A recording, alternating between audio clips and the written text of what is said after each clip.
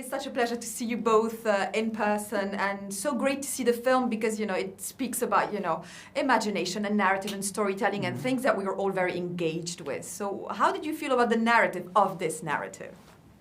It felt very practical, actually. It felt, there's something very beautiful about the way it starts. It always was going to have this voiceover saying, the best way I tell you this story is as a fairy tale. So you go, okay, we're going into a fairy tale. But we all know these experiences, I think, even the most rational of us, these extraordinary, weird, did that really happen experiences. And this is one of them. So it's very, I think it's pretty practical. It was a gift, I think. You know, it was a gift as filmmakers to be able to pick apart the power of storytelling while telling a story in the form of filmmaking. It was just a gift. All of these planets colliding around George, our son, and just, you know, it was a gift. I thought it was also an acting gift for the both of you, because how amazing is it to be, you know, kind of a little bit theatrical in a movie and be able to kind of, you know, play together for all those scenes, in your case, with a towel around your head, and that's mythical in itself. Tell us about that experience. Well, I mean, it really all started for both of us with knowing that we would be together.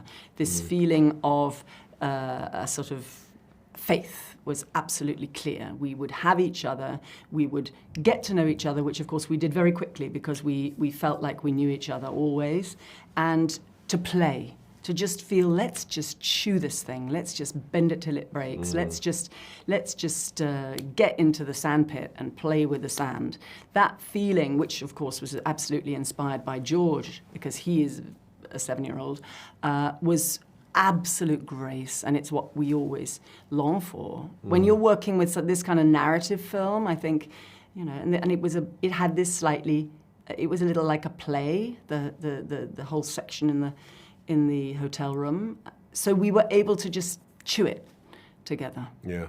For me, it was like, I got my master's. I've been acting for a while, but this was my master's program because I got to make a film.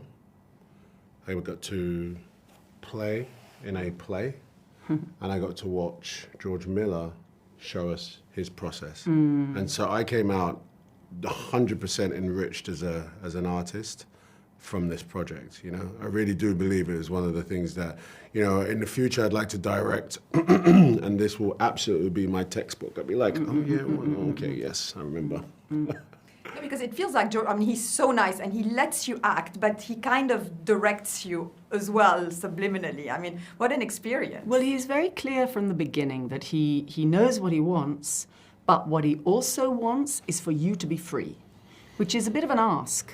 You know, he knows the structure, he knows the elements, he knows what he wants to be hit, but he wants it to be real.